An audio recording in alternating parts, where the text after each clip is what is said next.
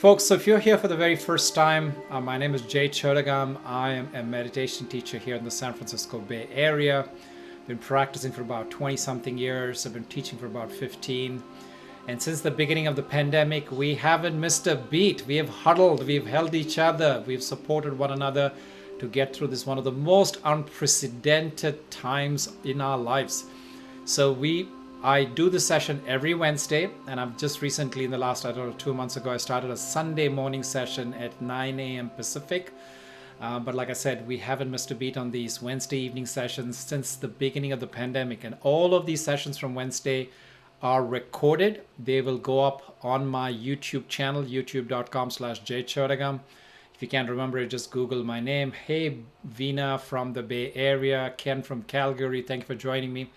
So all of these sessions, like I said, are recorded. So if those of you who are not able to join because of time, whatever conflicts, if you want to revisit it, there's always an archive for you to go back and look at it on my YouTube channel. Go and subscribe to it while you're at it, so that way you'll be notified even if you miss some of these sessions.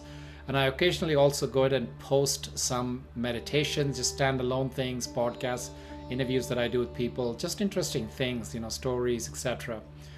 So talking about stories, hi Diana, where are you joining from? Go ahead and type in where you're joining from today, so that way I have some clue where I see the name and I can put a place associated with it. So the flow for today is going to be like all of my Wednesdays. It's going to be breath work, right? So we're going to go from all of the distractions, our sensory stimulation. We're going to slowly rein it in using breath as a beautiful medium to bring ourselves into our hearts and into our bodies. And from there, we're going to go into some storytelling. We're going to go into some wisdom nuggets. And then we go into the heart space. We go into a meditation. And from the meditation, I will lead you into, I'll open it up for some Q&A. And you then can ask me things, just discuss anything. Belmont, California. Hey, Diana, I remember you. Okay, so, when I see a Diana, I don't know which one it is. So thank you for joining me here. So hi, welcome everybody. I know there's slowly people rolling in. So that's going to be the flow, folks. So with that said, we're a few minutes into this. Let's go ahead and get started. I ask that you please go ahead and rest your palms. In my case, it'll be palms facing up, fingers in Vayu Mudra. I will put my index finger touching my thumb. And there's a lot of reasons for that.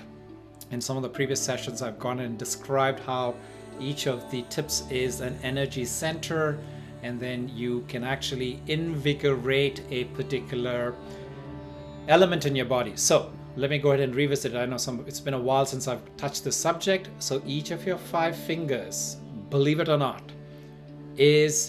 constitutes a specific element in your body.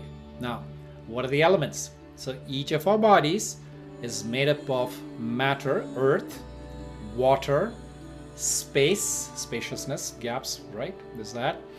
There's air or wind. And so fire is the thumb. So that's your fire element, is indicated by the thumb. The second one after that is the air, Vayu. That's the air that we breathe in. The third is the tallest, the middle finger, which is the highest element, which is space, ether. The opposite of that, the ring finger, opposite of ether, down here, planet Earth, the terrestrial, tierra. And the final one is agua, water, gel. Okay, so this is what your 5 elements denote. So now what we do as yogis, we can choose to put our fire coming from the thumb and invigorate any one of these 5 elements, right? So if I choose to go ahead and invigorate the air, breath, prana, I will go ahead and touch the tip of my index finger. Space, earth, water. You get it? Now, what happens when you could choose to have maybe more than one element that you want to energize, invigorate, activate? Then you can go ahead and put in, touch both of those to your thumb. The opposite of which is, now if I have too much of whatever, right? Too much of fluidity or too much of spaciousness, what I can do is then I can go ahead and put that at the root of my fire, root of my thumb. Okay, so that's how when you see these different idols of Buddha or any of these other Kuan Yin, what have you, when you see them do this different, what we call mudras. Okay, this word for this in Pali is mudras. In mudras, you basically, there's a purpose to which with which you're touching each of your fingers, the one or more fingers, right? Now, for the sake of simplicity, now you might say, Jay, I don't know which element I need to invigorate. I have no idea. I haven't done my Ayurveda. I don't know my doshas, etc. So just to keep it simple, we're going to go ahead, for all else being equal, let's take the Vayu Mudra, which is the tip of your index finger touching the tip of the thumb, and now palms facing up, arms rested on your lap, or if you're lying down, you're welcome to do this lying down as well. They will be rested next to you on the floor, keeping your joints loose. You want the chi or the prana to flow through your body without it being blocked. So I don't want to see any stiff postures, except I ask that you please keep your back straight. It's just an alert position. I want you to feel like if somebody were to look at you from behind, they're seeing a majestic mountain, the silhouette of a majestic mountain. So your head is held high, your neck is straight, your spine is upright, your back is open, and I want you to make this very comfortable. Now, if you want to go ahead and gently let your eyelids glide to a posture of closing, you're welcome to do that. And if you don't feel comfortable, just go ahead and downshift your gaze where you're looking not particularly at anything, just like you're preventing the sensory stimulation. The eyes tend to be a huge part of our sensory processing. Now, even though it's one of the five senses, the eyes take up a big amount of the brain power, right? So they have a huge amount of impetus in stimulating us, and we get distracted easily. So for the purpose of this discussion, for the next few minutes, I ask that you please just downshift your gaze if you don't want to completely close your eyes. Now, I want you to take in nice, deep, even breaths into the belly. All of pranayama is belly breathing. You're going to breathe in deep. You're going to use your diaphragm. The diaphragm is the element, the organ within your body, which is in your control. The mind, not so much.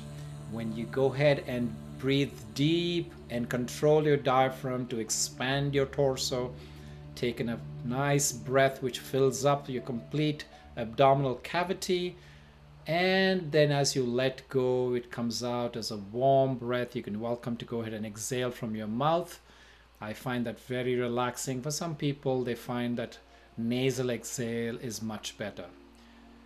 Inhale definitely through the nostril. Like I've said in all of my previous sessions, breathing in through the nose has many, many benefits, such as you moisten the air, you clean the air, and you warm the air, right? You prepare the air as it's inhaling and going into your lungs, such that it may be nourished and such that there may be an optimal amount of exchange of oxygen and carbon dioxide.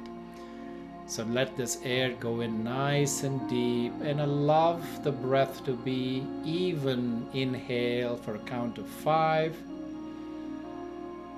and exhale, like I said, through the mouth for a count of 5.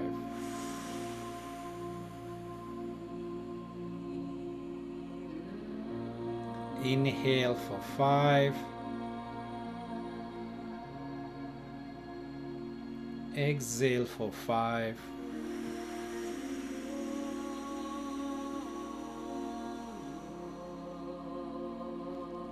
Inhale. Nice and deep, allowing your belly to be expanding, not your chest. And then exhale for 5, letting go, completely emptying your lungs. Now, see if you can continue the inhale for 5 through the nostril. And I want you to please increase the exhale for a count of 8.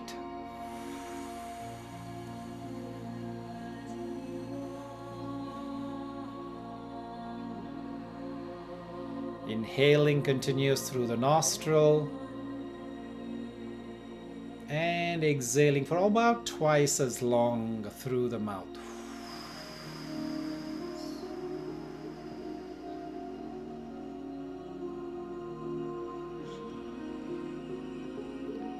In pranayama, continue doing this. I'll just tell you that in pranayama that the focus is a lot more on the exhale than the inhale.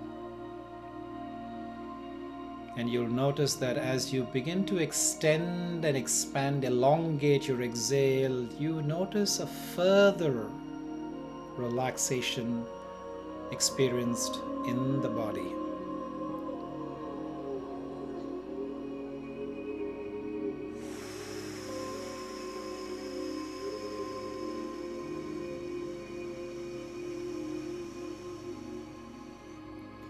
When you know how to give, the universe automatically shows you how to get. You don't need to worry about the inhalation. Just focus on extending to a nice long exhale.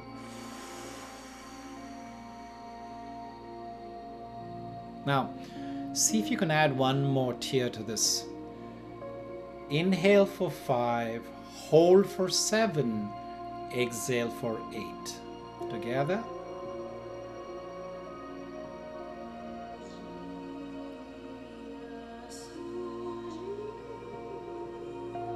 Exhale for 8.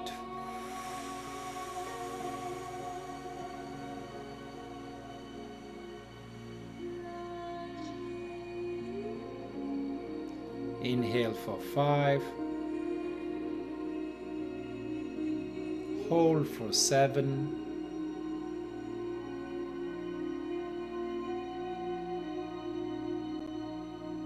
And exhale for 8.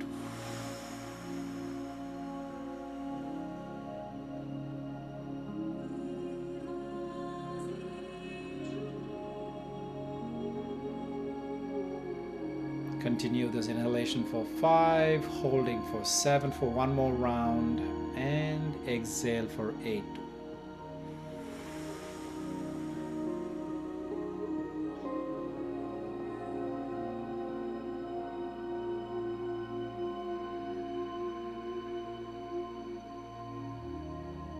Now, we'll change this up.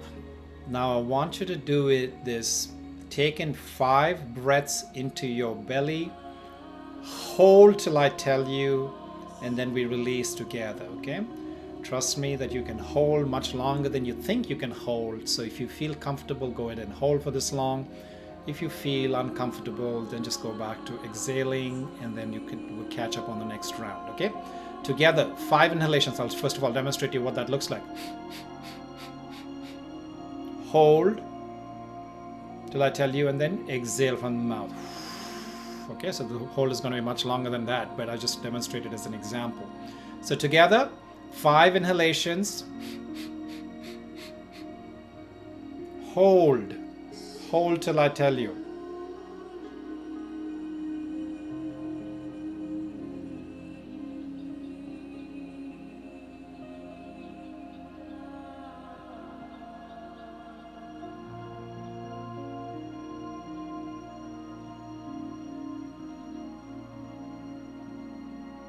Five, 4, 3, 2, 1, and exhale. Inhale for 1 cycle in, exhale out. And now again, second round of 5 inhalations at one stretch. Hold at the top of your lungs, completely full lungs. Hold till I tell you, or as long as you feel comfortable. If you can't hold, as long as I ask you to.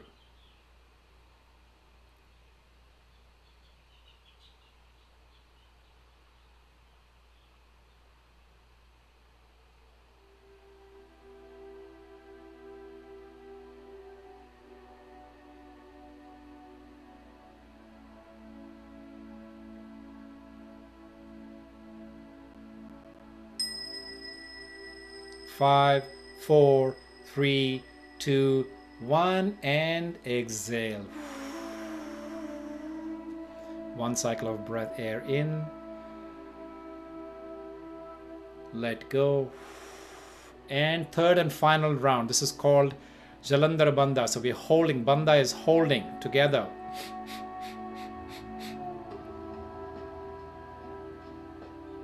Hold till I tell you.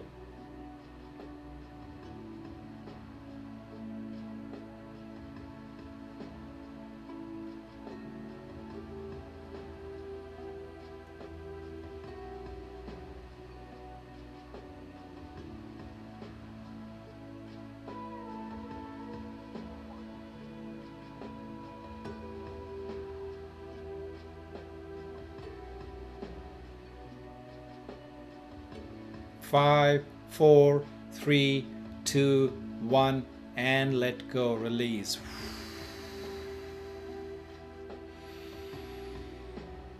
Now allowing the breath to return back to the even breathing, 5 in and 5 out.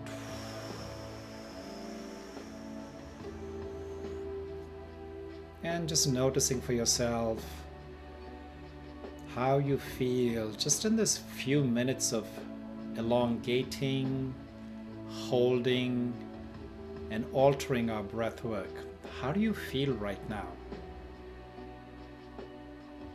Notice the pace of thoughts in your mind, the ease of your breath, and the lightness you may be experiencing in your entire body.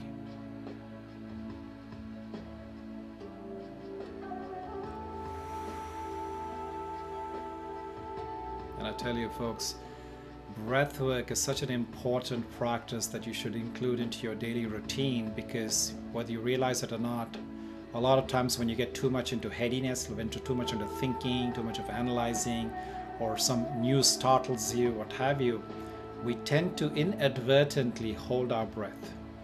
And in that process, what you're doing is you're depriving the cells of your body, each of your organs, the much needed prana, the life force, the vital element that keeps it alive. And so by doing this breath work, what we did today is just 15 minutes. That's a way of compensating for the times when you've deprived your body. Right? It's just a great way. Think of it like the breakfast for the lungs. Just like breakfast for the body, meditation we all know is breakfast for the soul. But I ask that you use pranayama, these simple exercises. Like I said, all of these are recorded. There's over 77 episodes on my YouTube channel. You can go and revisit any of them anytime you like. There's a variety of different exercises I've introduced you to over the last year or so. So go ahead and do this and incorporate this, because this is a way. Now here's an interesting thing. As much as Inside Timer is the app and all of you are here for meditation, and meditation is clearly something that's important to you, otherwise we wouldn't be here. But the mind is something that's so difficult to rein in. It's the hardest thing to rein in. And so here is a hack that I'm showing you, right? Of course, it's not me that's invented it, but it's a hack that's been known for thousands of years by the yogis, the sages, and saints that have written about it. How you can use pranayama, breathwork exercises, as a way to slowly rein in the horse, right? I mentioned about the 5-horse chariot in some of my previous sessions, if you remember, right? The 5 senses are the horses that always want to keep running for the next thing, always keeping us distracted. And so a simple way to rein in the horses is using breathwork, right? Now, even just sometimes observing, right? There's a lot of techniques, a lot of different meditations on this app that will tell you about following your breath. There's thousands of teachers that talk about following your breath. That's okay, but you know how when you're following your breath, your mind tends to get distracted, gets carried away with something that I need to do in the future, worrying about something that happened in the past. But you know what? When you're doing this exercise where I'm teaching you to hold breath, your mind does not have a choice but to come into the present, into the here and now. Because you're hanging on to dear life. When I ask you to hold, like for today, for example, we did it for 45 seconds. I asked you to hold your breath. And no matter what distraction that might have been before that, you would have probably found yourself coming back, because you're holding on, like, when is this guy going to ask me to breathe out? When is he allowing me to take the next breath in, right? So this is a simple way in which you can bring yourself to the center. And in the process, by the way, that thing about I was asking you to retain, holding, it's increasing the oxygenation in your blood, right? A greater chance, it's allowing that blood to carbon dioxide, that exchange that's happening. And the third advantage is as we grow older, our lungs, by just natural state of entropy, it decays, it shrivels up, and then we don't take in as much oxygen. So some parts of the lungs are not doing the job of that interface of exchanging. But as you do this, when I'm asking you to hold, for example, keep your full lungs and hold, what you're doing is you're stretching, you're reigniting those cells that are becoming weak, those parts of the tissue that have shriveled up. So plenty of advantages, highly recommended, and I'm sure right now you're feeling the difference yourself. So that's a testimony in itself, right? All right. So with that said, everybody's here. Hopefully you all know what the topic for today is. You're here for the topic, doing work that you love during disruptive times. All right. I want to share with you a story, folks. Now, I've grown up being an engineer. Now, you might ask the question, how did I become an engineer? Why did I become an engineer? Because you see, when I was growing up, this is South India. I grew up in a town which is not like the top 4 big towns. It's I think I would say the 6th biggest city in the country. Very, very close knit. My family, fortunately, that I came from a heritage where my grandparents were very eminent people in society. My grandmother was one of the first women members of the parliament in free India. So we had a name for ourselves. My last name, people knew about it in our town, in our state even. And so it was a kind of a tightly knit community. Now, there's some of the benefits is obviously, there's the support of the community, right? I mean, you don't ever feel lonely. There's all of that beautiful network. But then the other side of it is huge peer pressure. Now, while I was growing up, there is this thing that you either become an engineer, a doctor, a lawyer, or a failure, right? You become one of those things. It's up to you. You can choose. So I was never cut out to be an engineer.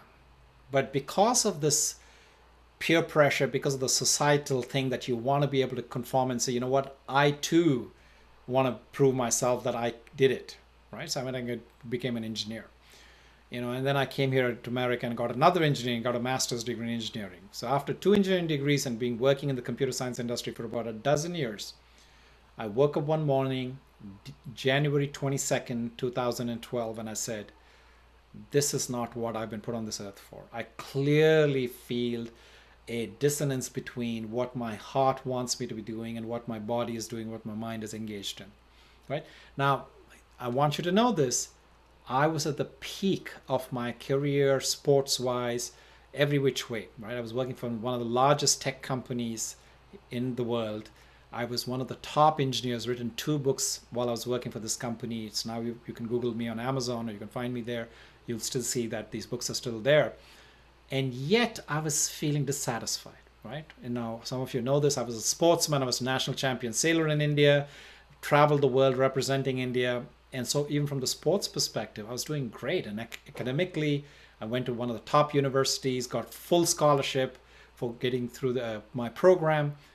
And yet there was this thing that, after even having climbed this ladder, even after having gone to seemingly a place where I feel very comfortable, I'm saying to myself, no, this is not my thing.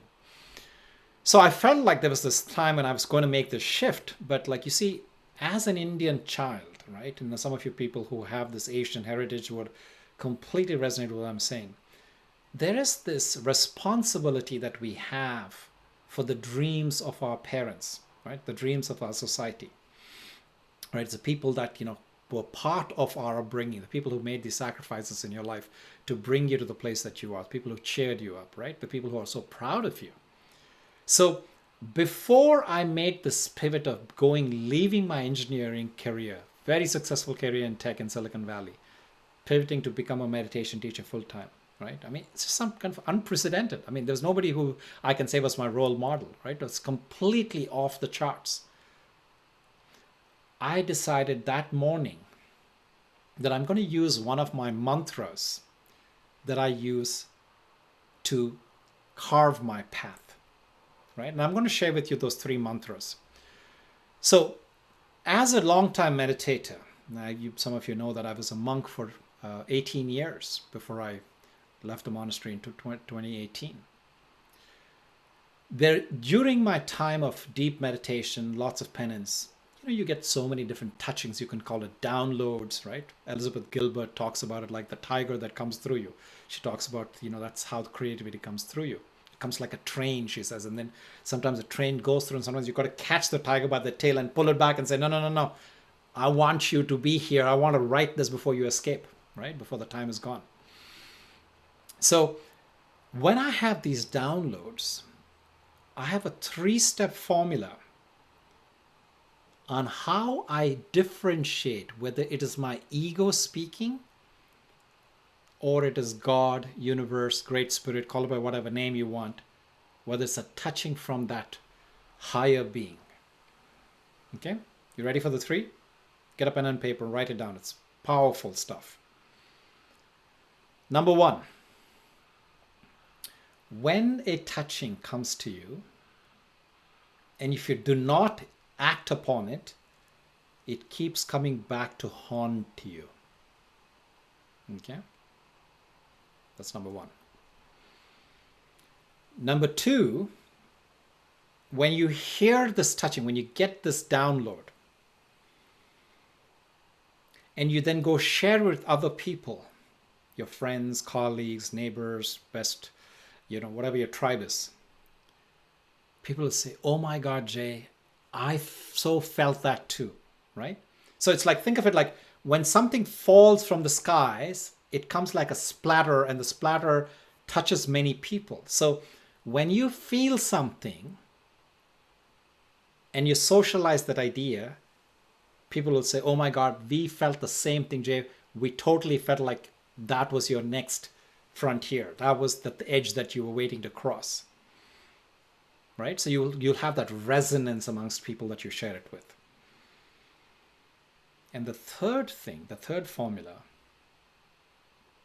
is that when you act upon it, doors begin to open. So write this down, powerful stuff, and notice for yourself.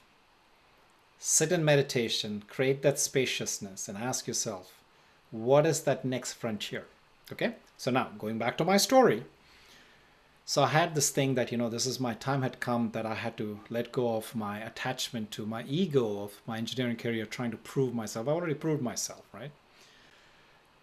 I have to pivot, but I wanted to do the step 2, which is validate that this is not my ego speaking, and it's indeed a divine interference, a divine intervention, a message that I was getting from above. So what did I do? Immediately, I decided to make 3 phone calls. That day when I got this epiphany that I had to leave my very successful, thriving career, making tons of money, I wanted to leave it and go off and do something completely uncharted. So I decided to make 3 phone calls just to make sure that it's not some kind of a nightmare that I just woke up from, some sort of a, just a bad feeling that I was trying to shrug off. I was trying to just shake off. So I decided to call the leader of my meditation, the teacher, the director of our, the meditation center that I was associated with.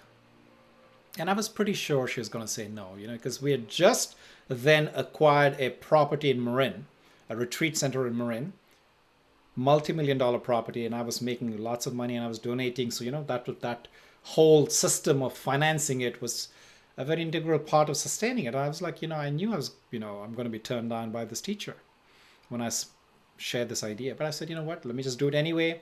I had to validate if this was really something that was here to stay. This is something that was here to stick.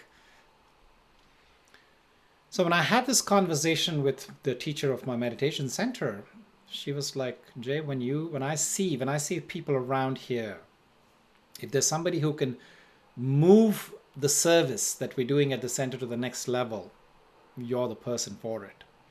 So I give you my blessings, go forth and do it. So then I went to my second phone call. My parents, and I think my mother may be joining from India right now. She may be listening to this. So I made a phone call to my parents. And now for those of you who don't understand Indian parenting or Asian parenting, I think this is a very typical Asian parenting. It also happens in Latin America quite a bit. Very similar structure, family dynamics, right? So an Indian mother gets into all of your mushy details, your heart space and, how you're feeling and, your emotional stuff and everything, you discuss it with mom. But my dad was the kind of guy, oh, is your car doing well? how's the politics, what's happening, with your work, and he'll talk about things like that. And when it's time to come to the mushy details, he gives the phone to my mother. So as I was embarking on this frontier of making this change in my career, change in my life even, I quite well expected that I'll be making this phone call to my parents, and my dad would probably pick up the phone, and he'll talk to me about all the stuff. When I bring up my life changing things about becoming a meditation teacher full time, I knew he was going to just give the phone to mom and say, "You deal with it." That's just how Indian dads, Asian dads, or I don't know, some dads in different parts of the world roll. That's how the dynamics are. It's just the nature of things. So on this blessed day, I make this phone call, and I'm explaining to my mom, right? This is what I'm feeling, that I feel like I want to give up this thing. I want to completely switch. I want to go and try being a meditation teacher full time. My dad decides to take the phone from my mother. Okay? And he tells me this. He says, "Listen, you are about to embark on a journey which nobody in our family has done. And I've been watching you since you were a little boy. I've seen you grow, you become a man now. And I compare you, when I look around the kids that you grew up with, your classmates, your neighbors, and your cousins. Everybody's doing things for themselves, for their own monetary, for their own families, for themselves. And here you are wanting to you're in a position where you could be doing so much for yourself. Instead, you choose to give up all of that and you want to go out and do things for the society. I want to tell you that you have my 100% support." Folks, I did not see that coming. I did not see having that conversation at that time. And that was my second green light. The third one, okay, so you have your meditation, the spiritual family, and you have my biological family. Both of them have blessed it. Okay, great. But I was still a little bit uncertain. I was still a little bit restless. I said, these people are nice to me. They're being nice. They're my family. They love me and all of that. But they don't understand the professional implications of this change, right? You make the pivot. Technology changes so fast. 6 months later, you could be completely obsolete if you're not keeping up. If you're not in the thick of things. Some of you here in tech would understand that, would resonate with what I'm saying. So I'm thinking to myself, okay, I want to know that as I'm leaving this, do I have a backdoor? Do I have a way of recourse? Do I have a way of coming back to this should something not just work out in that completely new endeavor that I'm about to embark on? So I decided to call a friend of mine, dear friend, who is a chief producer at CBC, Canadian Broadcasting Corporation in Montreal. Now, this friend of mine, Eric, is a dear, dear friend, long time. It's like a soul brother. Probably we had multiple lifetimes together.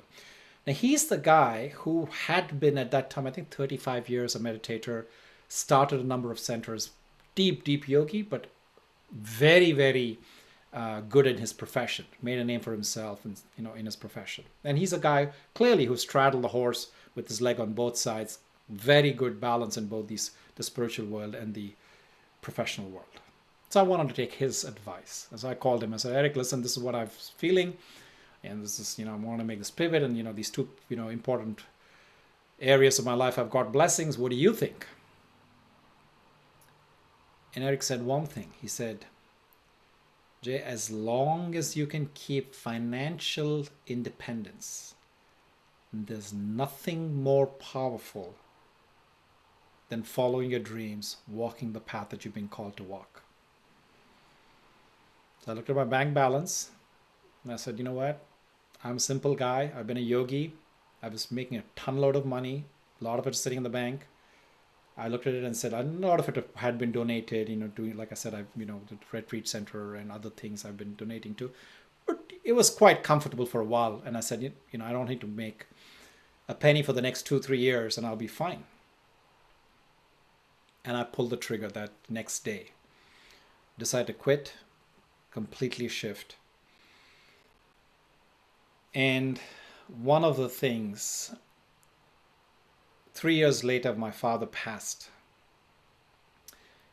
And it's one of the dreaded phone calls that you don't wish to get as a child, as some of you may know this. Somebody who's halfway across the globe, very far away from your parents. You don't want to hear that. But it happened one day in May, 6 years ago. And I found out that my father had just passed. I was basically woke up the next morning and, trying to get the first flight to go back home because I'm the only son. And so I go there, we do the last rites, memorial service. All his dear friends, his childhood friends, his brothers and sisters, his cousins were there. And this was the story I want to remember him for. I don't know about, so many things could have happened before. But folks, that day on the 22nd of January, when I made that phone call in 2012, it was a connection that I had as if God was speaking through my father. It was a green light that I did not see coming that I got. And that's when I knew this is not my ego speaking. This is the path, this is the journey, this is the purpose with which I've been put on this earth. And here we are, 9 years later, still going strong. Nothing can change, there's no looking back. There's no point in, going into an industry just for the sake of making money. Here's a chance, here's an opportunity, a blessing to make a difference, right? As the Dalai Lama says, we have a lot of successful people in the world, but what we need is meaning makers. What we need is storytellers. What we need is people who care. So folks, I know there's many of you who are at crossroads in your own career or have loved ones, children, grandchildren, whatever the case may be, who need guidance, right? Unfortunately, the universities and our Harvards and our Yales and our Columbias don't talk about things such as purpose. How do you find purpose? So I'm going to share with you 3 things, 3 questions that you need to ask yourself when you're talking about how do you find your purpose. So first of all, what do you do? What is it that you're doing that is making you feel stuck? And what is it that you want to do that makes you feel that you're in a state of flow? Right? Ask yourself, what is it that you do that makes you feel like time becomes immaterial? Food, water, sleep, none of that matters. You're completely in the zone. And you do it just for the sake of it, not because of the acknowledgement, because of the remuneration, not because of the approvals, somebody else appreciating you, all the A's, right? You do it because that's when your heart begins to sing. That's when you know that you're in your zone. And then when you find that thing, surround yourself with. So the next thing, so what do you do? Who do you do it with? It's very important. Surround yourself with a circle of people who will help you to grow in that space. You can call it mentors, counselors, guides, people who are more experienced in that space, right? Surround yourself with that. So if you're feeling stuck where you are, ask yourself, how do I need to change this environment? Who do I need to bring in? Who do I need to be in the company of that'll help me to grow in this space, to achieve my goals, realize my dreams? And then the next thing, where do I do it? What do I do? Who do I do it with? Where do I do it? So In the silence of a quiet mind, like a candle in a windless place, the self will reveal the self to the self. This is a quote from one of the ancient texts, the holiest books of the Hindus, called the Bhagavad Gita. I repeat it. In the silence of a quiet mind, like a candle in a windless place, the self will reveal the self to the self. You need that spaciousness. And if you come to my retreats, I refer to it as the sanctuary. You need that space where there is no other stimulation. So when you talk about the candle in the windless place, what does that mean? Where you're not being disturbed by sensory stimulation that comes in through any one of the 5 doors of this windless place. What are the 5 doors? Your sense organs. And when you create that silence in the still place, because through your meditation, your path will be revealed. The candle from within will ignite your way, will show you where you need to be going. The answer will not come from Googling. It will not come from going to a mountain or talking to your best friend. Although you could, like I said, you could talk to it after the fact, but the genius, the guru, the mentor, the greatest source of wisdom, the one who knows, is right there within you. So folks, take time to create that spaciousness. And then you will see life will be a completely different ball game. You could die. See, this is what Mahatma Gandhi, Martin Luther King, Nelson Mandela, some of the things that they said was that you cannot expect to see the results of the pursuit that you embark on in your lifetime. It could happen, like in some of these cases, your life in this, or the physical body, right? When you say talk about life, what does life mean? It is this journey that we look at it from a physical perspective. This could end, but the journey, the momentum that you have initiated, the ball keeps rolling. There's another beautiful saying from the East. Don't expect to sit under the shade of the tree which you have planted as a seed. You do it just because. That is your dharma.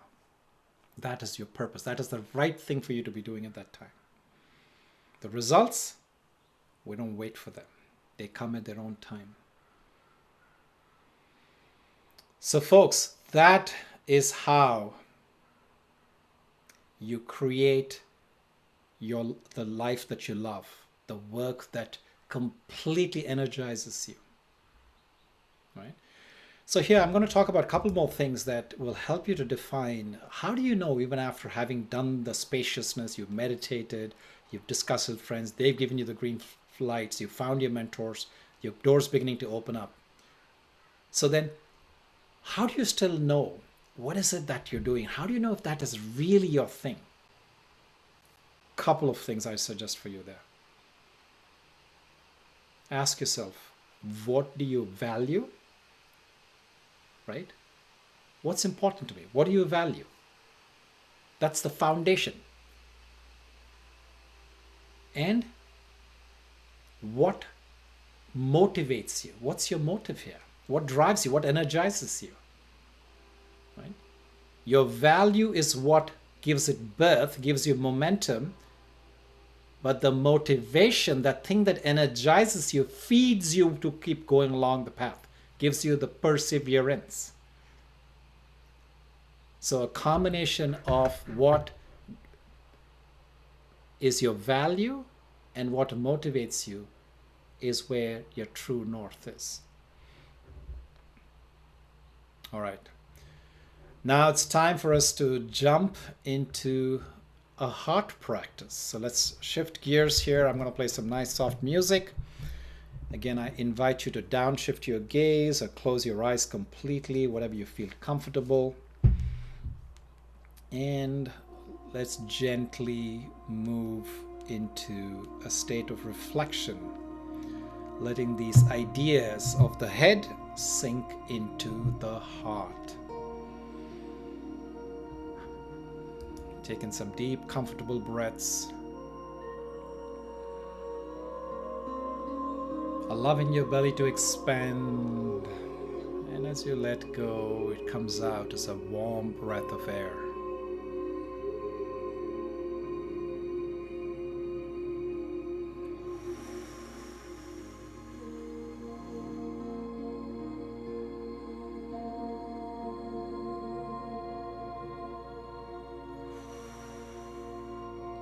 With every exhalation, release any tightness, any residual tension that we didn't already vent during the pranayama exercise at the beginning of the set.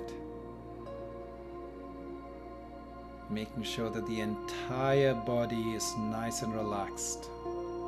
Starting at the tips of your toes. Making sure that your toes are nice and relaxed. Imagine the toes are like energy wands.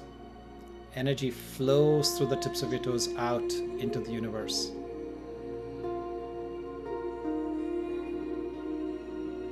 And moving your attention to your soles.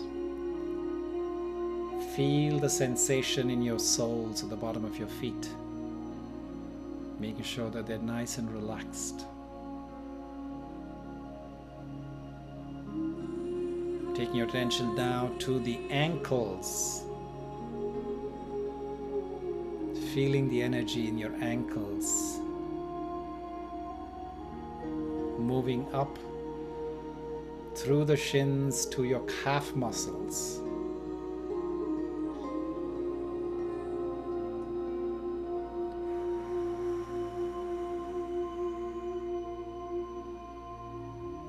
Taking your attention into your knees. Feeling both your knees right now. Making sure that there's no blockages whatsoever. Allowing the chi to flow right through this seamlessly.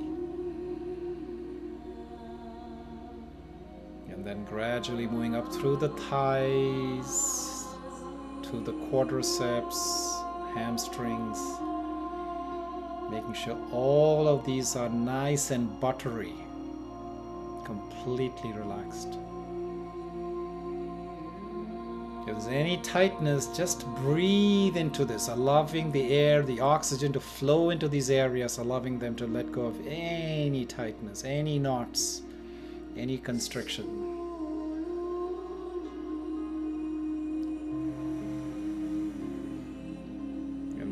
Allowing the attention to go into your hip region, perhaps where your back is rested in your chair, on the floor, on the seat, wherever you are, even maybe lying down even.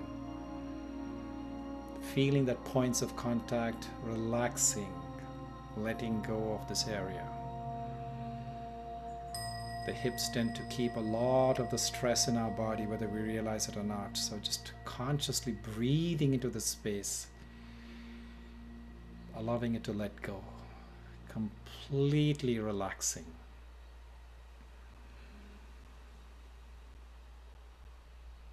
And then moving our attention into the abdomen, to the lower part of your belly, below the belly button.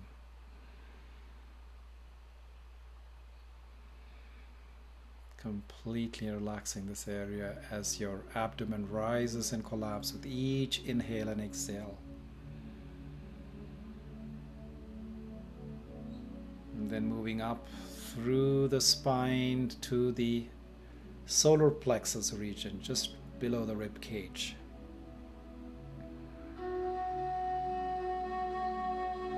Allowing this area to completely be free, relaxed, and open.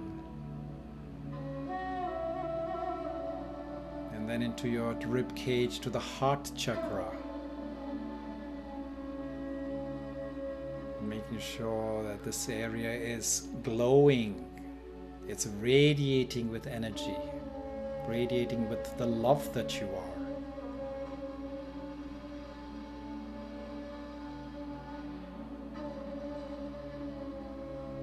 Feeling the tingling sensation, the vibrations emerging from your heart center, out getting out and glowing in the space around you. The heart center is a powerful energy space. It's a vortex. And then moving from the heart center into your throat region. Relaxing this area, keeping the channels open for the meridians, for the chi to flow through the throat, because the throat is a very important connection, a bridge between the head and the heart, the mind and the body.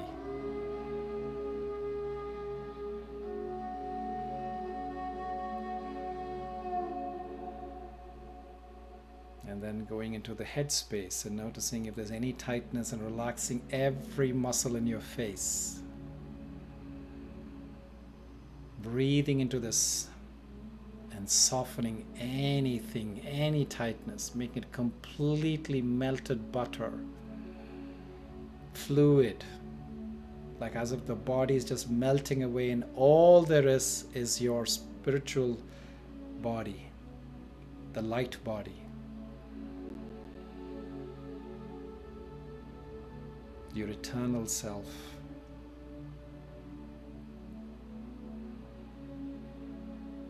And noticing this astral body, your energetic body, radiate, glowing without any limits of space or time. Radiating out the positivity, the energy, the beauty, the love that you are.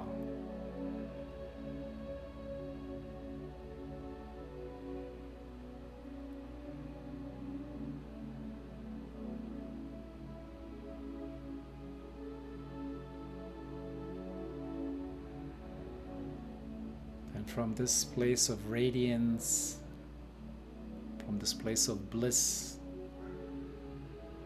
ask yourself,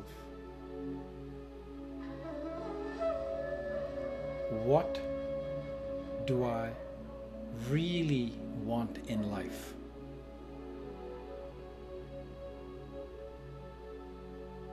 What matters the most to me?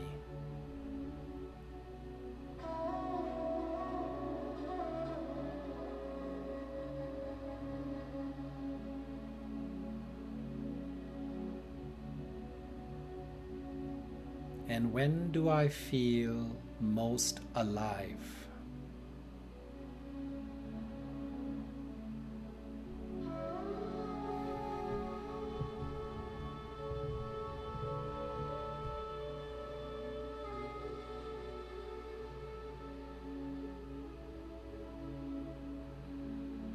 And I want you to bring your palms to your heart center in prayer position. And I want you to now please rub both your palms nice and brisk, kindling the chi, kindling the prana.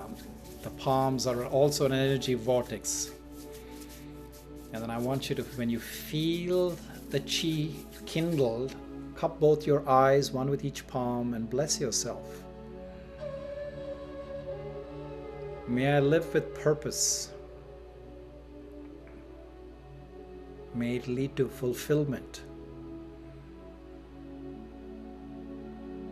May I experience well-being as a result of following my passion, following my heart.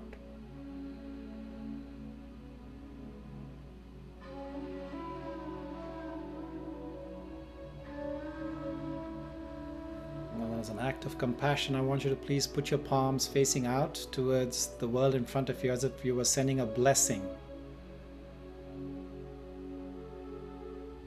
And think of someone, a group, or a place that could use a blessing right now. That could use some positivity, some clarity. And send out this blessing to the world, to the people, the place, or the person. May you find your purpose.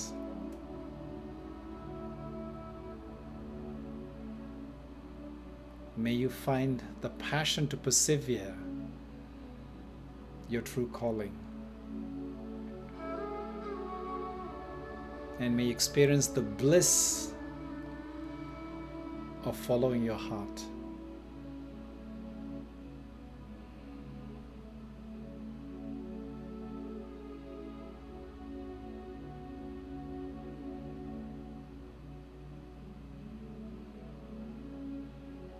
Bring your palms back to the heart center in prayer position again. Just taking a deep bow of gratitude for everyone and everything that made this moment possible. And just noticing for yourself, how do you feel right now?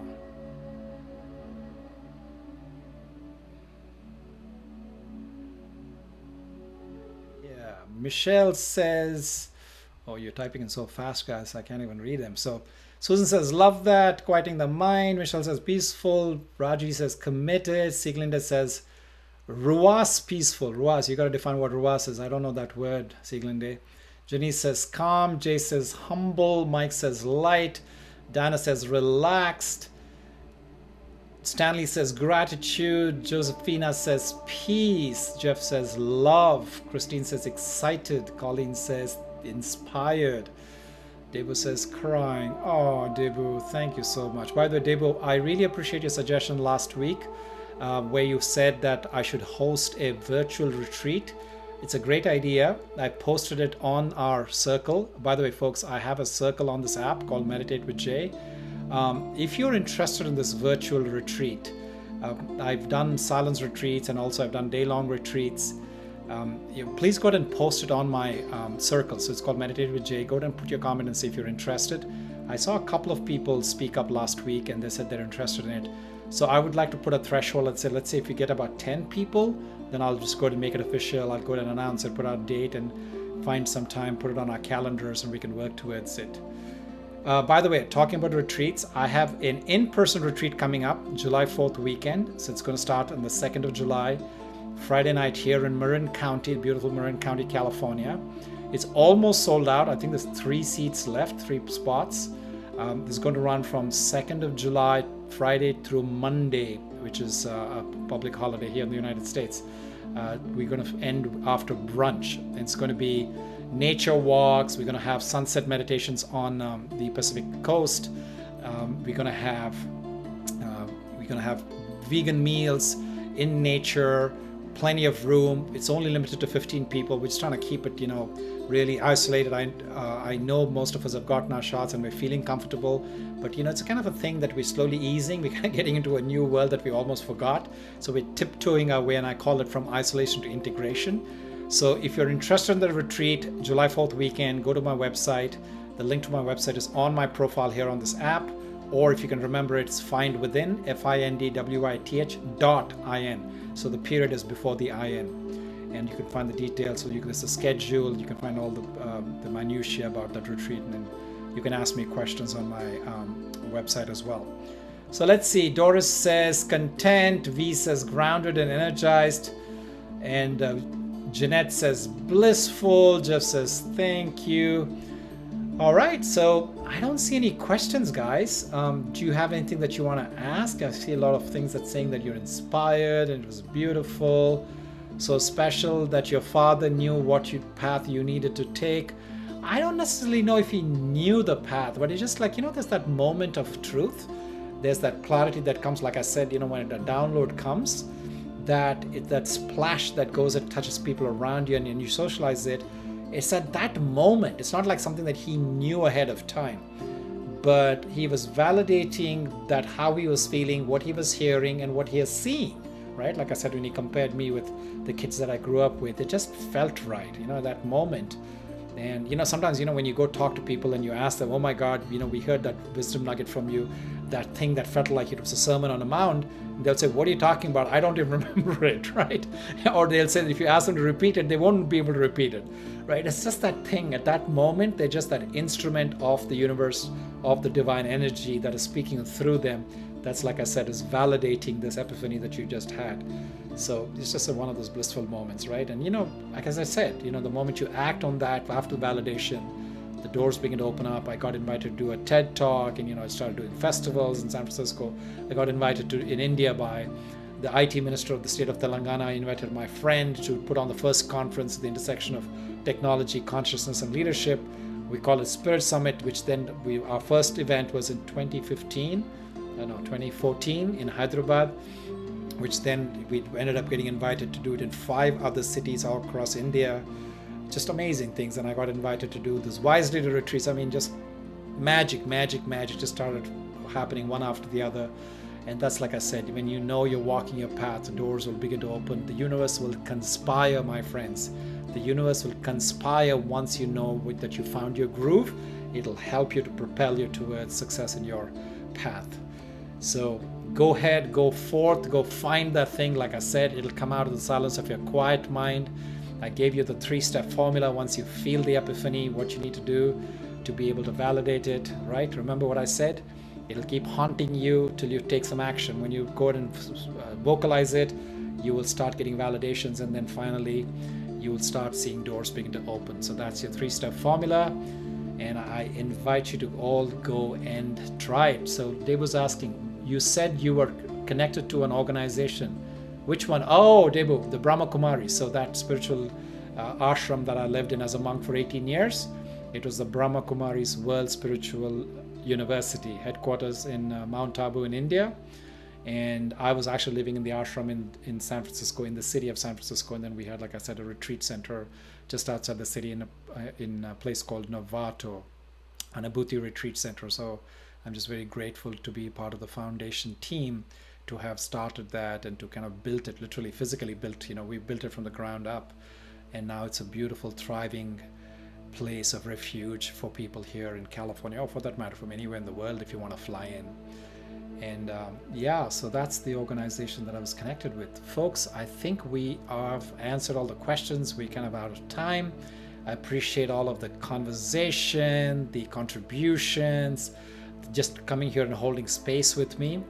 So until I see you all again, either on Wednesday night or on the Sunday morning, I hope that you stay happy. Oh, by the way, one more thing. I have one-on-one coaching for those of you who can attend my in-person retreats, or you think that the group retreats are just too impersonal. If you click on the bottom right corner on my logo, you'll see that it'll take you to my mentoring sessions, and that's just a great way for us to spend time one-on-one. So I invite you to check that out as well. And many of you subscribe to my newsletter that's on my website. Just a great way for me to announce and keep in touch with all of you.